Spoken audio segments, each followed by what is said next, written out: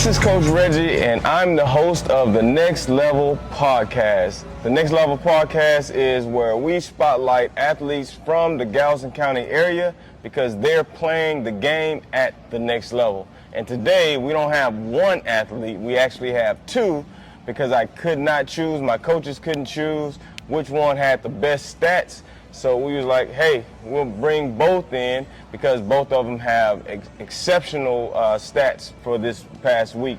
What I'm going to do is introduce yourself, your school, and your stats, and then you pass it on to the next, to Ricky. All right. My name is Jarius Williams. I go to Cliff Springs High School.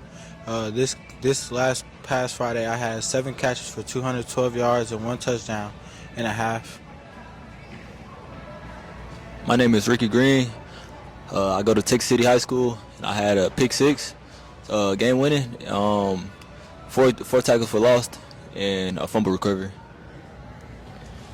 Now you said that you had just one half. So who did y'all play where the starters only played for one half? We played Brazerswood, and yeah. So you're basically saying Brazerswood don't have anything over there? Not for me. That's what you're saying? Not for me. So you did all of that work in one half? Yes, sir. Okay. And Ricky is from my alma mater, so hey, shout out to Texas City, Coach Evans. That's my school. And when I saw your stats, actually another player, so we're going to give him a shout out because he referred me, Ricky. Caleb Bell. Caleb Bell. Caleb Bell. So I'm going to shout out Caleb. Because Caleb told me about your stats, and so you not only had the pick 6, you had a lot of plays in before that pick 6, but the pick 6 to win the game. How are you feeling about that? And it felt amazing. I had messed up last week, the week before that week, so to come back and do that, it felt amazing. Hey man, you play DB, so you gotta have a short-term memory. You can't even think about what happened last week because it affects what you do this week. But that's good. You came back. You made the game-winning play against a very good school, by the way. So much, props to both of you for being here because you're sitting here because you're the player of the week. That means you had some great stats, and we look forward to getting into these line of questionings for you guys. All right, so the first question that I have for you guys, what should a college coach expect to get from you if they choose to give you the scholarship? A college coach should expect a very great athlete, confident, very respectful, and yeah. From me, they should expect a hard-working effort every time I play or every time I get on the field, and just a coachable player. I think that's one of the most important things is coachable player. I always tell kids all the time, apples to apples, there's always athletes. Yeah. But coaches are looking for that extra, like, are you coachable? Can we trust you, not just on the football field, but outside of the football? Can we trust that you're going to do what's right all the time? Is that what you guys both are saying, that you can be trusted on and off the football field? For sure, yes, sir. Yes, sir. So what about your grades? What are your grades looking like? I'm an AB honor roll student. I have been for the past 4 years of high school. Oh, really? Yes, sir. That's good. So college-wise, what would be your career path? Right now, I'm thinking about getting into sports medicine, becoming like a physical therapist, doctor, Okay, cool. Same question for you, Ricky. Right now I have all A's, but I've been having A's and B's through the last 4 years of my high school career, and just business and management. Really. Oh, I like that. So business management, what type of business do you think you are geared for? Like what business would you? A personal business, some that I can help others with, and just give them the outlet to have what I have to provide. Okay, so keep the mic. So right now in high school, what kind of classes are you taking to help you for that next level? And you're a junior right Senior. now? You're a senior Yes, right sir. now? Okay, so what classes are you taking in high school right now that that would help you for that next level? Business, that's business and economics. That's Okay. them the two classes really. So that they provide. So that's about it. Okay. All right. So I think a lot of people want to know, like, you're sitting here, that means you play well. What is your game time ritual? What is the thing that separates you from, the other guy? What do you do before a game that's going to get you motivated to play well? But like before the game starts, like hours before, I'll take a little nap so I can be re-energized when I wake up. When I wake up, I listen to some music. It's not the normal music that some people would listen to, but I listen to gospel music before I play. So that just get me up in spirit, and Okay. that's about it. That's good. That's good. How about you? My game time ritual, I always, regularly, I listen to music, and right before game time, I'll pray and thank God for everything that He's given me and the ability He's given me to play. I stay locked in throughout the day also. Like, I won't really, play too much throughout the day. I'll just listen to my music, yeah. Man, y'all are different. Like y'all like usually we get Lil Durk or some killer music that you guys are preparing for the game, but you guys have, you kind of change your pace, right? Gospel music. So how does gospel music motivate you to play a violent sport like football? Like, explain that for me, because I'm sure people want to know, like. So it's not like for me myself, it just gets me up in spirit and like having my mind that I can do anything because He's by my side. So Okay. that's really the basic of it. Okay, that's good. That's good. And how about you? It just lets me know that God by my side. It reminds me that God by my side and I can do anything like through Him. Right, definitely. None of this is possible without having that. So, I appreciate you guys having that type of faith and being open with it, because a lot of kids your age, they're not open with their faith and believing. So when you guys so last week you had great games. What happens when the games are not going the way that you planned it, and there's criticism, there's hate, all of these things are going around, and I'm sure you guys on social media, so you see it, you hear it, parents hear it in the stands. How do you both handle, that criticism from the fans and student body? I feel like it makes me a better player, and I know that my coach is here too, so I know it helps them also. And so my team has not had the best season. We're 3-4. It's not normal for us to have this type of season, but I know that we're gonna come through. We're gonna make it to the playoffs. We're gonna get through the playoffs really easily also. Okay. With me, it just helped me overcome adversity, because there's always gonna be that. So it just helped me get better each and every week, and help my team get better each and every week to beat the next team ahead of us. So when you're hearing that negative talk, does it keep you from progressing, or is it motivation? Is it fire? Like what when you hear that negative talk about your ability, because that's hurtful to hear people talk about, oh, you're no good, or whatever the case may be. How do you use that as fuel, or how do you come back from that? Yeah, it just keep me motivated to show them next week what I can do, because that wasn't the best of me, and just to come out and be the best player I can be the next week. Okay, same question for you.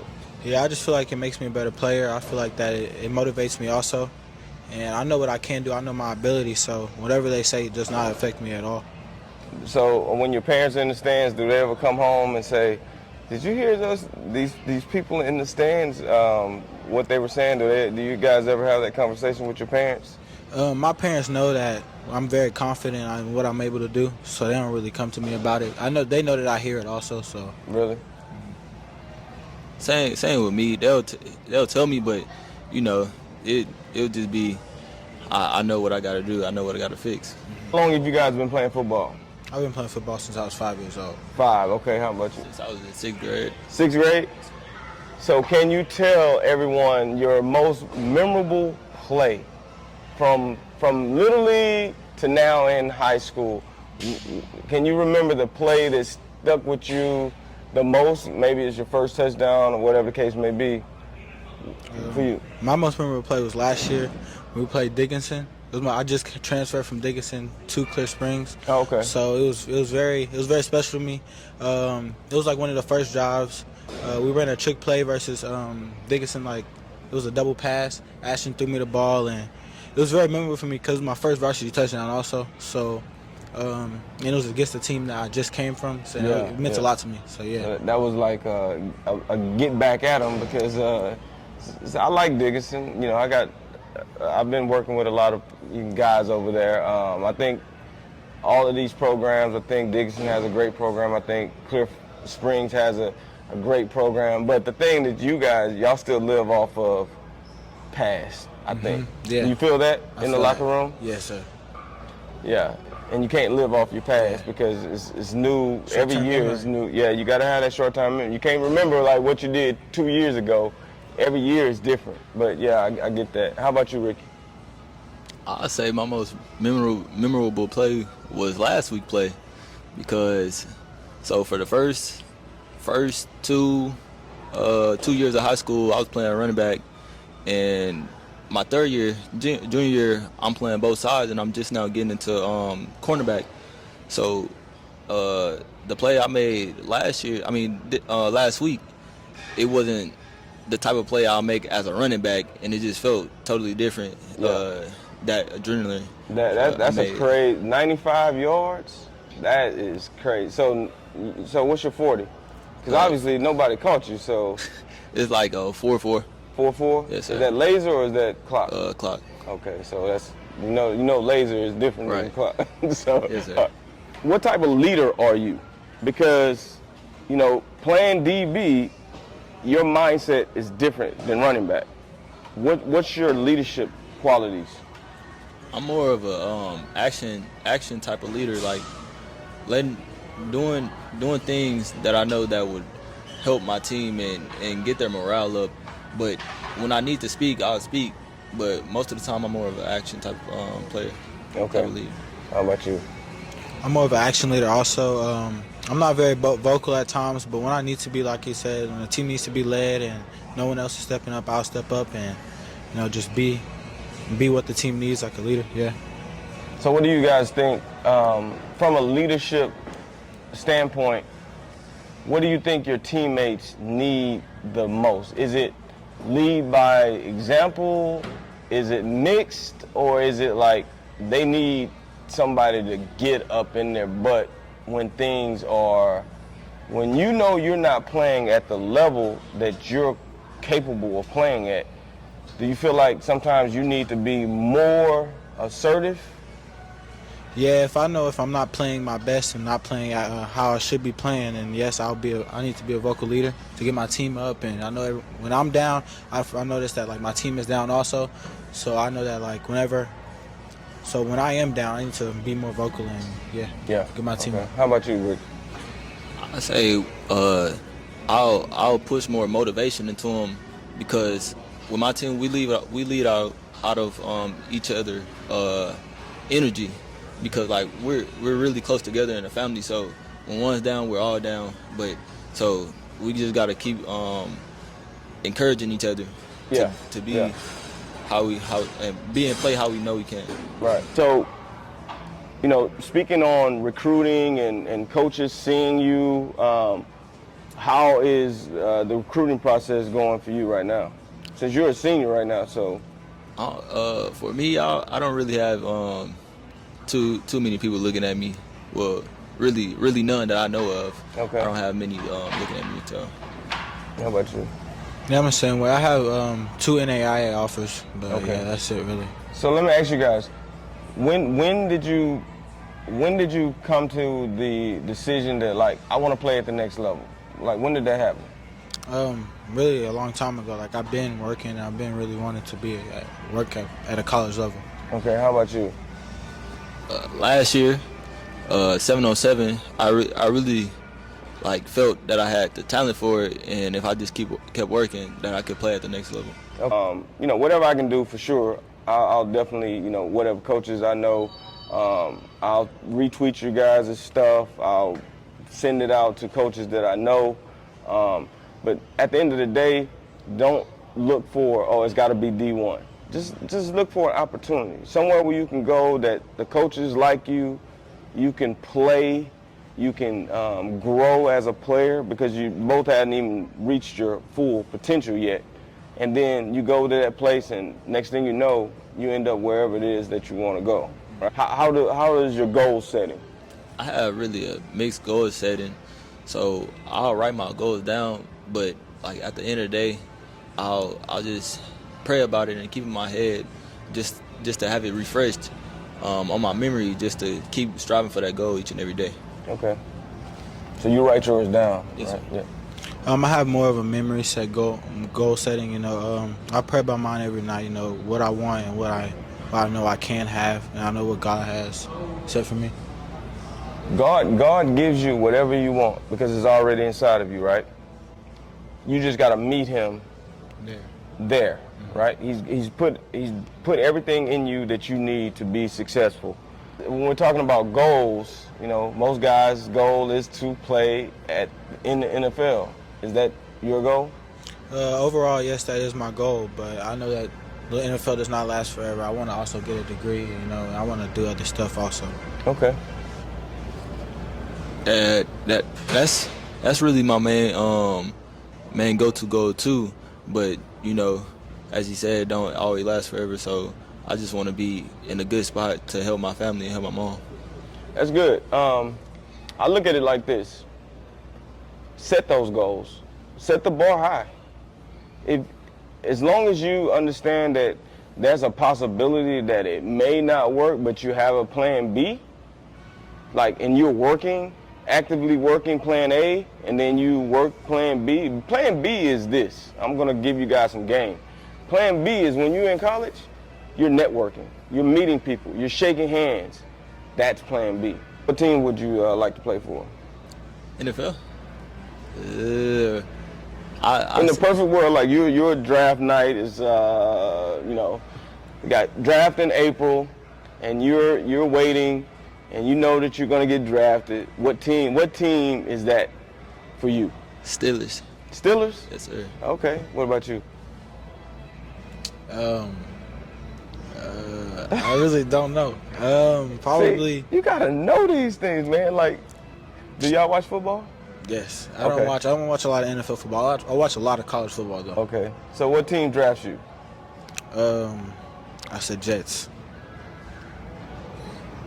With A-Rod. A-Rod is gonna be gone by the time you. You said in the perfect world. You said in the perfect world. Okay. In the perfect world. A-Rod with the Jets. Okay, the Jets, huh? So, New York has a higher tax bracket. So, your check is gonna get sliced up in so many directions you won't even see most of your money. You still want to go to the Jets? No. See, you should say the Texans because we're in Houston. You know what I'm saying? Somebody's laughing at you with the Jets comment, but look, Texas is no state tax. So y'all don't even know what all that is, right? That's why I like to educate y'all. Man, when you go to places like California, New York, the taxes are crazy. So your check, let's just say you make a game check and your game check is $50,000. Half of that, more than half. So think about seeing $50,000 at the top, and then when you get the check, it's like $22,000. How would you feel? Dang, I'd be mad. I'd be like, dang. That's the NFL. Every time you go to a city, you make money in that city. That city wants its money. So you get taxed. So if you're playing in New York, higher taxes. You play in California, higher taxes. Then you got to pay your agent. Then you're going to want to buy your mom something. You ain't going to afford a house the first couple of years. It takes a lot, right? So you want to buy your mom, you want to buy a car. So when all's said and done, you ain't going to have any money. You see why it's so important? Answer? Go ahead. I'm going to go to the Texans. I say Texans too. There you go. All right, so, you're young. When you think about your younger self, what type of advice would you first give to a younger athlete that's middle school, younger brother, because you guys are where you are now? What advice would you give to those players? To work really, really hard and know what you want. I say stay dedicated to what you want to achieve and don't give up or try to quit on it, because that's just gonna fall over in life. So just keep going at what you want. All right, so you've told a younger person those things. What would you tell your younger self now? I say stay humble and just work, grind. go to your summer workouts, 9th and 10th grade year. I say. Yeah, like he said, stay humble and keep your head down and work and just let it grind. Yeah. So why wouldn't you go on the workouts? I was in Houston visiting some other family in summer, so I was putting that first. Hey man, be dedicated to this. It's a short period of time we get to do this. You know what I'm saying? That's why it's so important to get you guys when you're young, because now you can. That's the importance of being around the right mentors, because the right mentors change your mind and the way that you think, right? And if you would have thought, like right now you're sitting here and you just said that to your younger self, I would have went to workouts. Where will you be today if you would have went to those workouts? It seems like not much, but think about it. How much better would you have been? Been 2 years better and stronger, bigger, faster, and probably on somebody's radar. So you see the importance of the discipline, because the discipline to, we got workouts. I'm getting up, I'm going to those workouts, right? The discipline to be in the weight room, the discipline to be the first, all of those things matter, because when coaches are looking for players, that's what they're looking for. So do you guys have any questions or anything? If anybody have any questions online, that was my last question, but if anybody have anything online, do you guys have anything that you want to say to, the people, your players, your teammates, your coaches, anything? You got something to say? First of all, I just want to say thank you for inviting me. And, definitely. Well, that's because of you. It's not because of me. No, but I get you. Everybody else for supporting me. Okay. Yeah, I want to thank my coaches and my teammates also, my quarterback, Julian. Well, hey, I appreciate you guys. Continue doing great things, man. Don't let last week be the only week. Just make that a part of who you are. Every week we making plays, right? Yes, sir. Hopefully a coach, if there's any coaches out here, see you guys and looking for how tall are you, 6'3"? Yes, sir. 6'3" receiver, what's his 40? Like 4'5". 4'5", 40. Is that laser or is that clock? That's clock. I don't do clock stuff, so Clocks. I've never. we gotta get y'all on laser. See, and you're 4'4" on clock. Okay, yeah, definitely. Is there a coach or athlete you look up to as a role model or why? Athlete I look up to as a role model, probably be, I would say Devontae Adams. I like his mindset. He always has he's always very confident. He's always very calm also. And he always knows what he's doing. Well, it looks like he knows what he's doing all the time. He always has a plan. That dude is dedicated. You listen to him speak, and he's definitely dedicated to the craft. I say my Coach Evans, my high school coach, he's a great coach, and he always keep us motivated each and every week to go out and beat the next team. So I love Coach Evans. You know why I love Coach Evans? There's no ego. There's no ego. He knows that I come because of a heart, and I want to make sure that everybody's successful in their own way. So, hey, I appreciate you guys. It's another episode. You know, I like having two guys on because we can bounce things off. Next week, man, let's set those goals up. Let's go out and let's accomplish what you did to get here today. And then at the end of the year, we're going to have a dinner with all of the winners. We probably do something at Dave and Buster's or something. So I want you guys to make sure you guys show up and come. All right? Appreciate you guys.